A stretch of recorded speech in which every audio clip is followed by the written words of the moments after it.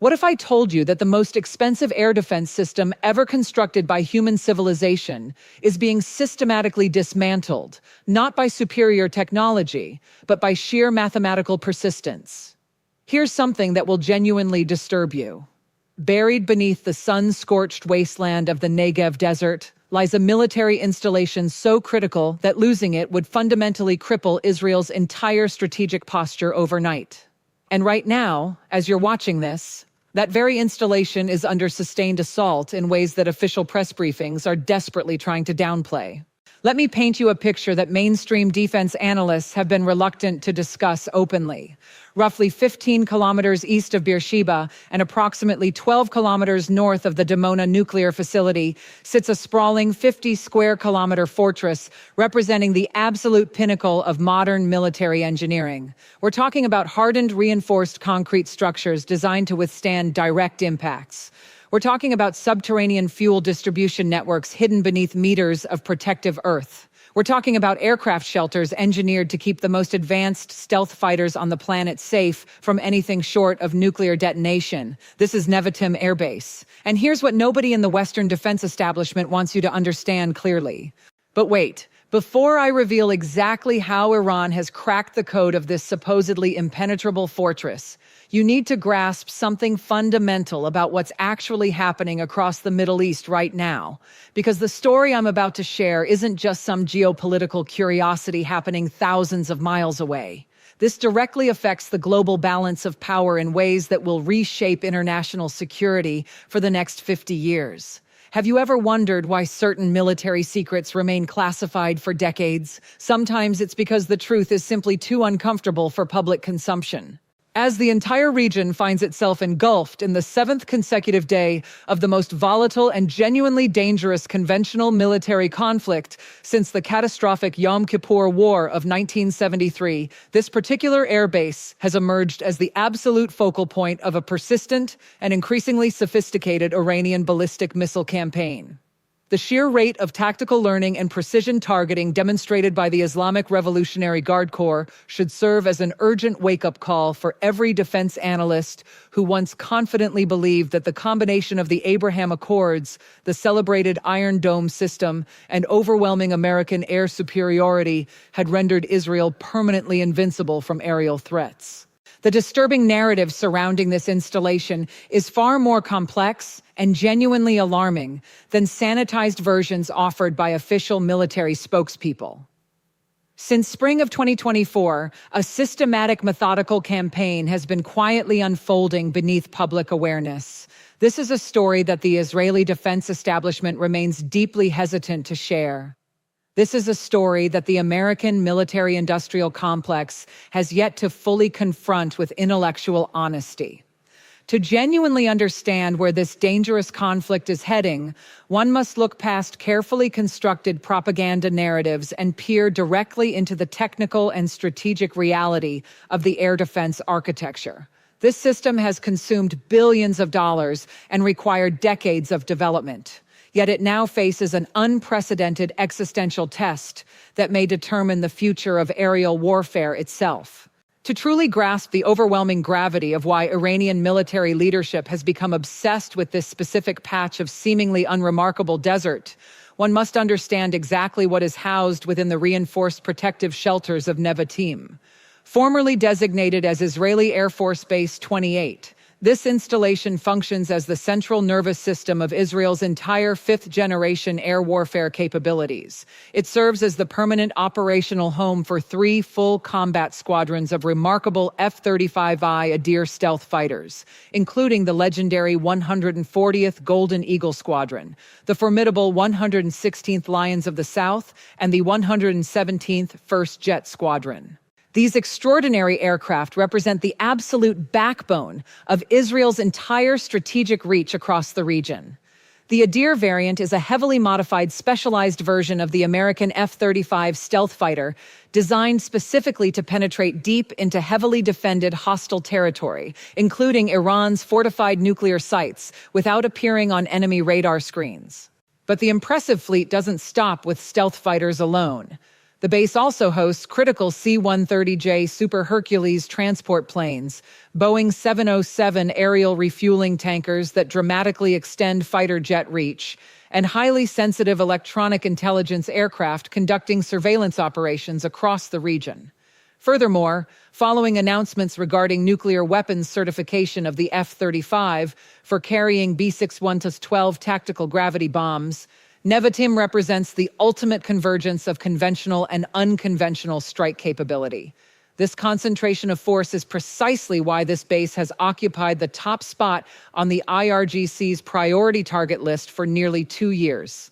The documented evolution of Iran's targeting strategy reveals a genuinely chilling arc of operational refinement. The first major test occurred on April 13th of 2024 during Operation True Promise 1. This represented the largest attempted drone and missile strike in recorded human history, involving roughly 350 projectiles, including 170 drones and 120 ballistic missiles. A coalition consisting of Israel, the United States, the United Kingdom, France, and Jordan managed an incredible feat, intercepting nearly 99% of incoming threats. Only 5 missiles impacted the base, causing negligible damage to a transport plane and unused runway. The Israeli military was triumphant, inviting journalists to view a single small crater as proof of Iranian technological incompetence. The global narrative was solidified. Iranian technology was declared a flop. Israeli defenses were proclaimed impenetrable. However, this assessment was dangerously short-sighted. While the world celebrated, Iranian engineers were conducting something far more valuable. They were executing a massive real-world data collection exercise. They were mapping response times of the Arrow 2 and Arrow 3 systems, studying coordination protocols between allied nations, and identifying saturation points of radar arrays. They were preparing for a second act that would shatter the illusion of total security. By October 1st of 2024, the entire strategic approach had shifted dramatically. Operation True Promise 2 saw approximately 200 ballistic missiles launched in carefully coordinated high-speed waves. This time, results were fundamentally different.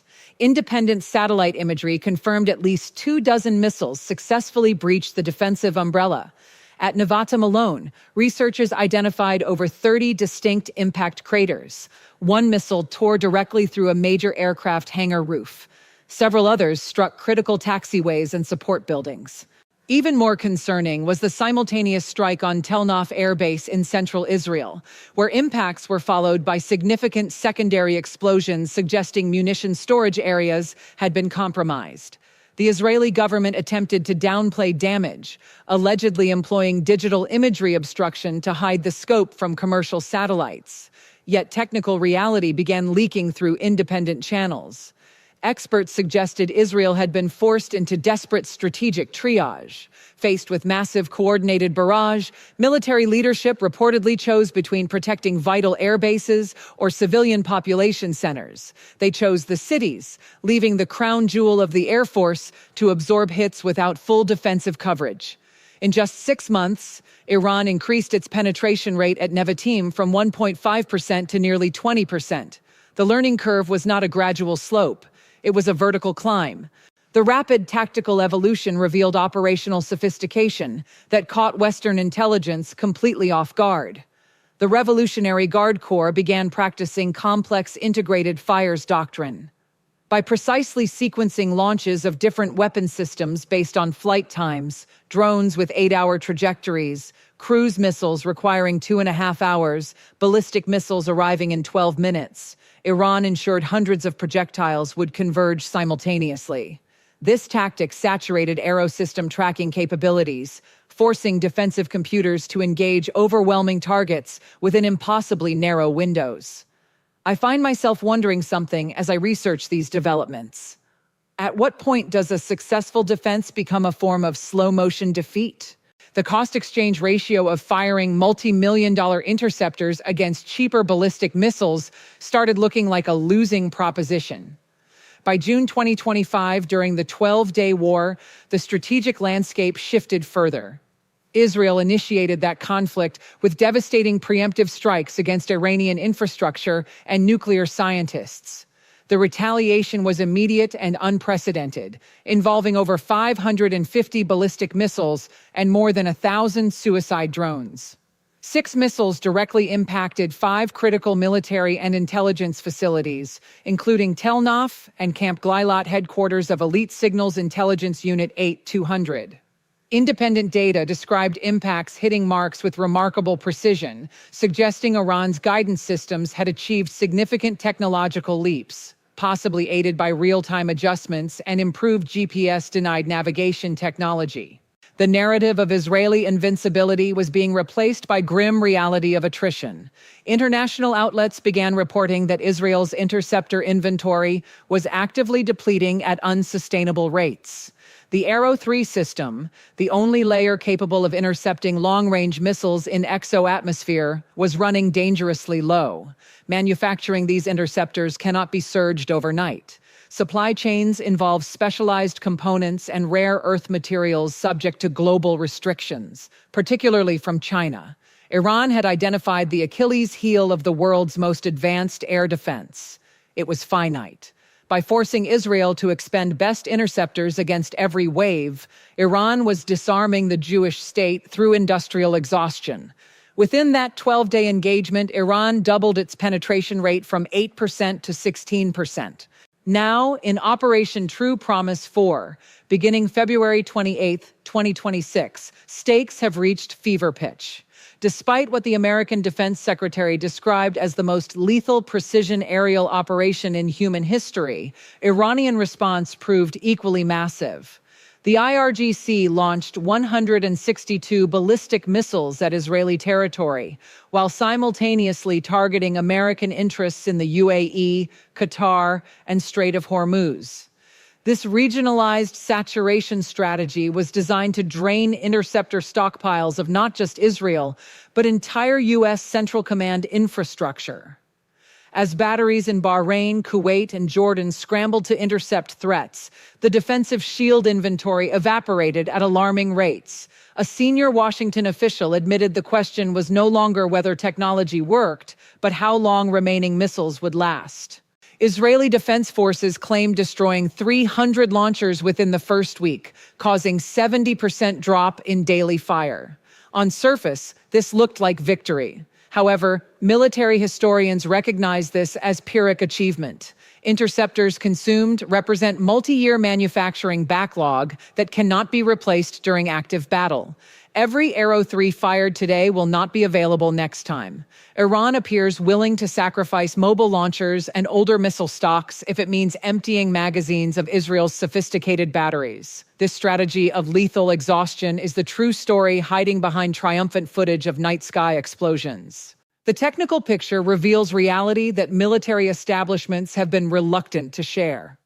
The air defense network was engineered for a threat environment that no longer exists. It was designed for sporadic attacks, not sustained industrial-scale saturation fire. During October 2024 alone, the Arrow 3 consumed between 60 and 70% of available rounds in one night. Furthermore, newer Iranian missiles like Khaybar-Shekan 4 and Fatah series incorporate maneuvering re-entry vehicles performing lateral accelerations in final seconds before impact.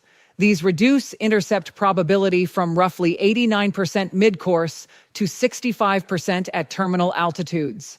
Meanwhile, Tel Naf targeting grows more urgent. Widely believed to store Israel's nuclear deterrent, secondary explosions during strikes indicate warheads penetrating structures designed for high-value munitions. By March 2026, strikes moved beyond military bases into Israeli civilian and industrial life. Over 40 Tel Aviv buildings were damaged in a single day. A northern residential high-rise was directly impacted. Cluster warheads deployed over central Israel maximize damage and complicate interception.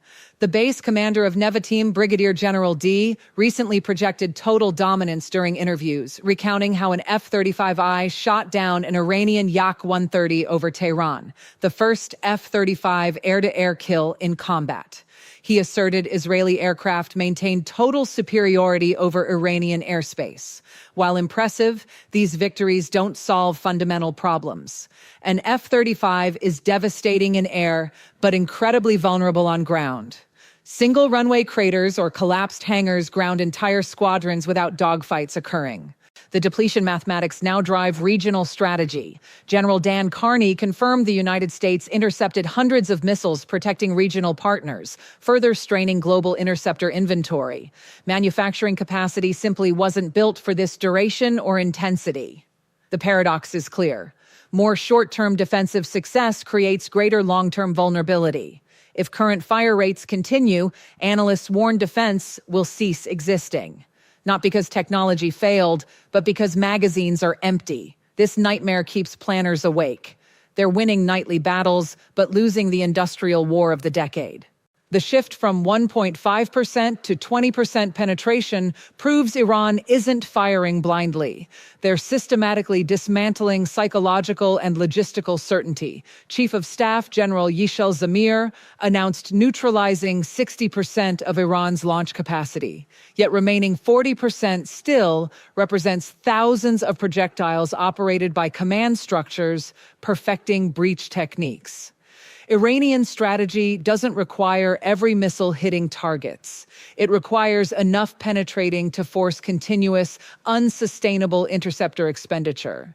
Iran produces missiles faster than Western alliance produces interceptors. This defines asymmetric victory, where superior technology becomes instrument of strategic exhaustion. If air defense architecture proves a finite drainable resource, Abraham Accords logic unravels. Gulf partners relying on integrated American-backed shields watch Nevatim events with growing apprehension.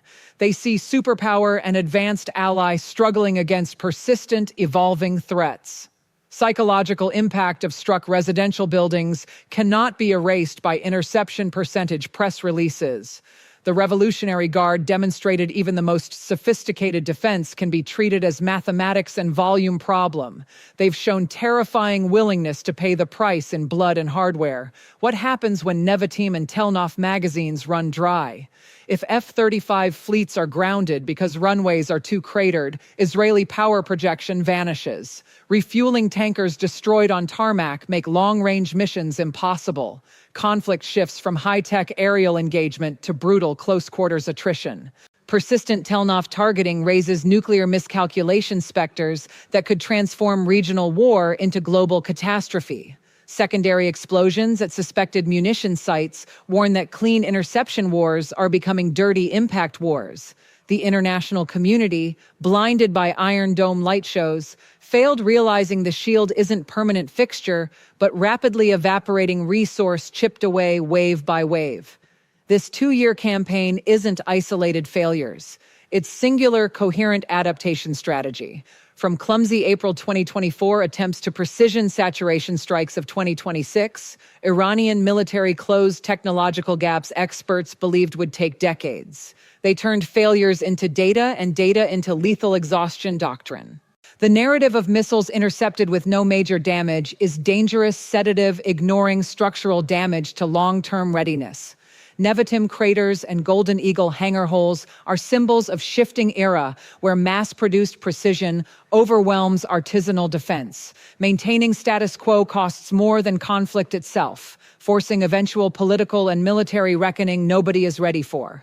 The true war measure is found in interceptor factory schedules, rare earth exports, and satellite-verified hits on sensitive installations. Nevatim's story is the end of absolute air superiority era. It reveals persistent enemies eventually find ways over, through, or under any wall. Israeli defense and Middle Eastern stability rest on stockpiles dwindling hourly against adversaries who learned making advanced militaries choose between crown jewels and people.